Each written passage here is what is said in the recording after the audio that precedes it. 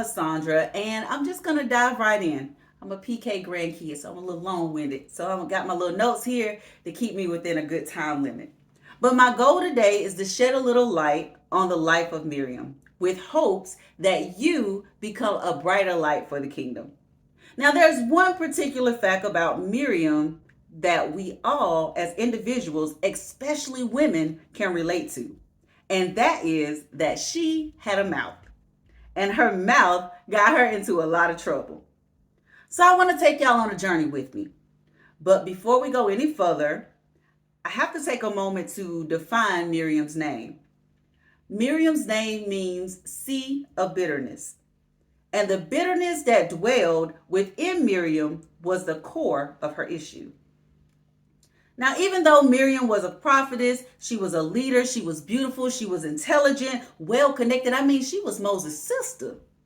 And she had a real relationship with God. Miriam was that girl. Miriam was a boss out here in these streets. But Miriam was bitter, and that was a problem.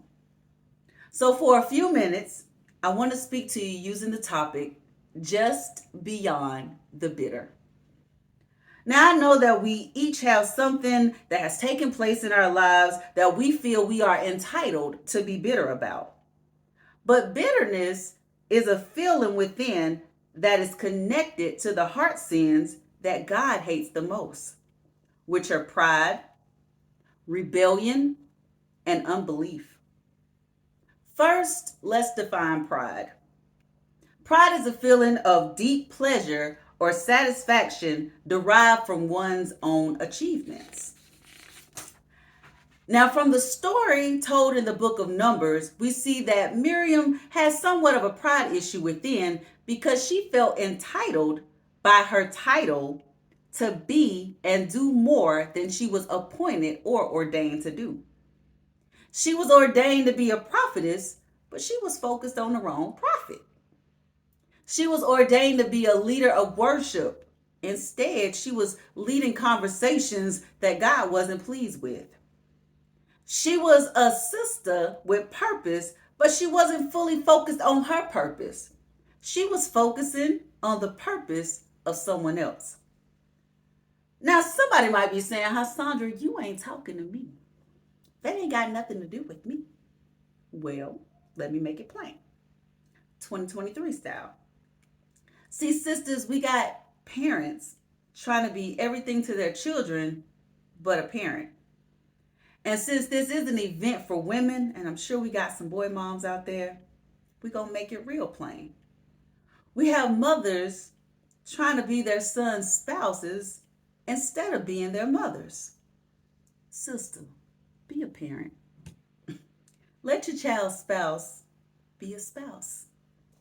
Know your place, know your position, and this is the most important part, because your role as a mother is needed. Now, we also have some sisters who are employees at businesses, but trying to be the CEO of the business, but won't take the time to sit down to get instructions from God about starting or improving their own business. Now that we've defined pride and we've had a few examples, just want to briefly focus on rebellion. Rebellion is basically an act of resistance to a ruler. We can see that Miriam's core issue of bitterness caused her to rebel because she openly spoke out against the leadership of her brother Moses to their brother Aaron. She was keeping up family drama because she had an issue. She made a statement to Aaron saying, God speaks to us too, implying that Moses was not the only person who could hear God. And that was a fact. Moses was not the only person who could hear God. But the issue wasn't Miriam's hearing God. It was her being bitter about not being used by God the way that she wanted to be used. Now again, let's apply this to 2023 to our own lives. Sometimes our connection with God is not the issue. The issue is accepting God's way of using us. So I have to pose the question, why do we hinder our purpose and rebel against the will of God when we're not used how we want to be used? Miriam's issue was that she was bitter. She had given Moses so much. She was the reason that Moses was actually even alive. It was because of her acts, because of her speaking. She felt the way about all of this. So I have to ask you, let's make it personal. What is your issue? What is your reason? What are you feeling a way about? And I'm going to be transparent here because my issue in my life has been fear and properly understanding and utilizing faith. And another issue that I have is that I'm slow to believe what God is telling me, even though I know that God has never lied to me. God has always kept it beyond 100 with me, yet at times I still don't believe, or I'm slow to believe. See, what I want us to understand today is that every time we sit in a position of unbelief, it breaks the heart of God. And although Miriam questioned the actions of Moses, she was indirectly questioning the instructions of God. So we have to be careful who we put our mouths on. See, Miriam tried to expose Moses and was being messy about his wife and his actions, and in turn, God exposed her. And not only was her words and her actions exposed, she was removed from her home and her body was covered with leprosy for everybody to see. But now, y'all, I love the word but because it means that something is about to happen. And what happened was a step of the process of Miriam moving beyond her bitter. Because just beyond the bitterness of Miriam, there was still a connection with God. There was still a praise in her mouth, and there was still a willingness to be better. There was still a song in her heart, and there was still a sister with a purpose. So God had to exile Miriam from her home in order to excel Miriam for the kingdom. So let's fast forward. So after Miriam returns back to her home and she was healed and she was changed, but there was one particular thing that didn't change about Miriam. And I found this very intriguing, that Miriam's name or its meaning did not change. It still meant sea of bitterness. But what did change was the perception that she had of herself and the realization of the power of the Word of God. See, sisters, we can't be focused on the things that we can't change.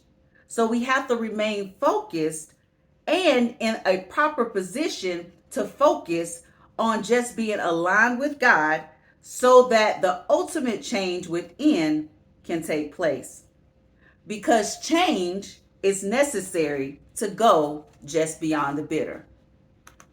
So my time is almost up, but today I want to challenge each of you to go beyond the core of your personal issues and utilize your connection with God to become better and not bitter. I challenge each of you to utilize your words to be a light that cancels out the darkness and not the sister creating the darkness. I challenge you to be a sister with a purpose and to lift other sisters up on your journey because we are our sister's keeper. And because you are my sister and I want to keep you kept, I want to leave you with 3 tips that I utilize every single day. Every day I talk to myself. I listen to myself and I grace myself because that's what keeps me in check with myself so that I can continue to have a solid relationship with God. because staying free and connected to God is what's most important to me. Just like Miriam, I was exposed, I was exiled, and I was graced to heal. And because I was exposed, and because I was exiled, and because I healed, I became a better version of myself. Now, I've always been connected with God, but there was a point in my life where I really needed to understand who God was for myself. So I can remember asking God, if I didn't have this Bible, and if no one ever told me about you, God, how would I know that you're real? And in the process of God revealing himself to me, God revealed me to me. I was shown the good, the bad, and the ugly about Hassandra. But the more that I connected with God and the more that I connected with myself, the more that I was exiled from people, places, things, and ideas that was pointless to my purpose. And that was painful. Those growing pains hurt. And change was mentally challenging for me. And it was also physically exhausting. I believe that I can relate to how Miriam felt those 7 days of exile because I was in exile for 4 long years. And I can imagine she cried because I cried. I cried. I questioned God. I questioned myself. I was angry. I was frustrated, but I was also determined. So I studied. I listened to motivational speakers. I listened and I took long walks and long showers and hot baths to just ease my anxieties. I journaled. I utilized my gifts of music. I worked out. I changed my eating habits. I figured out my healthy and unhealthy patterns. I forgave what I thought was unforgivable. I asked people for forgiveness. I changed because I desired to get beyond the core of my issues. And today, I'm beyond where I used to be. Purposely utilizing the pain of my past to propel my purpose for the kingdom. So, in closing, I encourage you to go beyond your bitter, whatever your bitter may be. And remember, growth is endless, but so is love. Again, I'm Hassandra, and as always, I love you.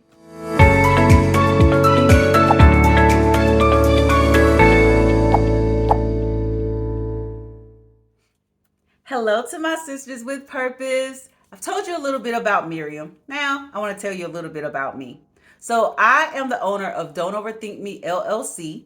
Don't overthink yourself out of being yourself, just be, where I am a certified life coach and life consultant. What I do is I help my clients to identify and to achieve their goals while also spreading health products to the world. So one of my health products that I have are sea moss gummies. And this is an amazing, amazing product that will help you, all natural product that will help you with your hair, your skin, your nails. It also helps with digestion health. It helps with thyroid issues. It helps with cholesterol, high blood pressure, just helps the body to reset itself. So as we go out and we fulfill our purpose, we also need to take our vitamins. So not only am I a life consultant, I am also the president and founder of a nonprofit called MAD, Manifested Deliverance Foundation. We are a certified 501c3 in the state of Georgia, where we encourage all people to get MAD the right way. We actually have our first community event coming up on April the 15th down at the waterfront in Brunswick. It will be our MAD Family Expo. So come out to the waterfront on April 15th from 12 o'clock to 5 o'clock and bring your family. Not only am I a nonprofit founder, I am also an artist and a songwriter. So check out my YouTube channel, Unrambling Me, where you can hear my latest music and my latest poetry.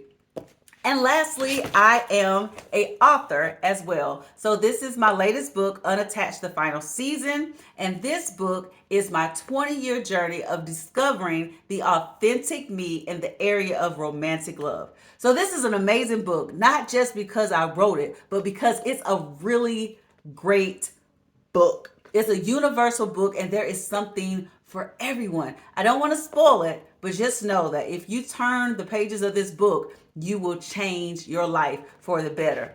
So this spring, I will actually be starting my tour where I will be going with our Unrambling Me journey and just speaking life into people and just being a light to my community, to my world. So if you are interested in being a part of that tour, you can go to my website, which is www.hassandra.me, and you'll be able to contact me. You'll also be able to purchase gummies. You will also be able to purchase the book, or if you would like life consulting or life coaching, you'll also be able to contact me there as well.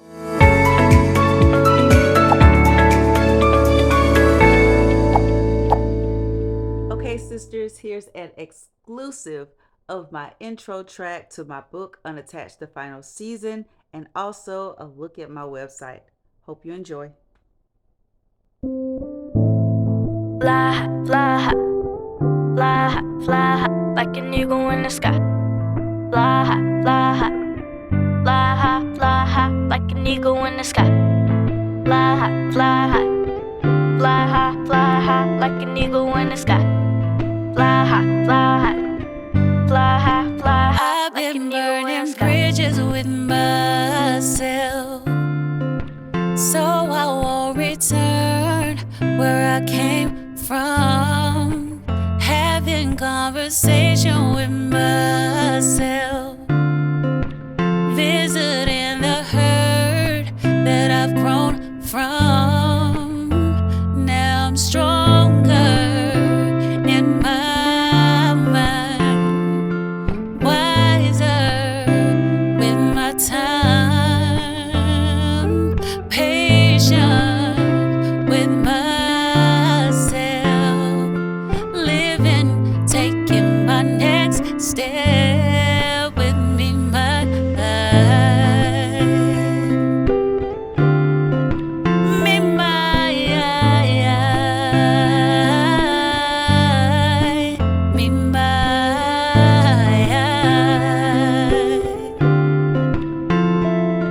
living, taking my next step. As I look back at my 32-year-old responses, I can't help but pinpoint the underlining tones of hurt projected through my release. It's astonishing to me how, 4 years ago, what I considered wisdom, I now perceive as a mere elementary mindset. 4 is a very powerful number. The number 4 is associated with self-expression and self-fulfillment. The number 4 also represents the maturity and stability of the mind. Within these last 4 years, I have begun to express myself even more, allowing self-fulfillment to become a part of my daily expectations. 1 year has 4 seasons. In 4 years, 4 cycles of seasons. I have discovered within myself a deeper meaning of what love really is. I now understand that only I hold the key to experiencing real love on my journey. This love journey has brought me back to a familiar space. It's brought me back to a position of understanding how simple love is, yet how complex I've made it to be. It's brought me back to a place of joy and a position of peace. This love journey has brought me back to the truth, which is, to be loved, I must first fall in love with me.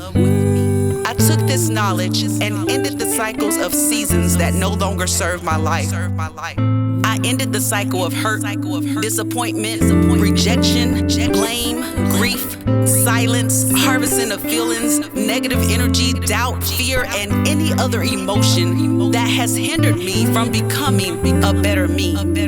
I was overthinking love. I was overthinking myself out of being myself, and I was over it.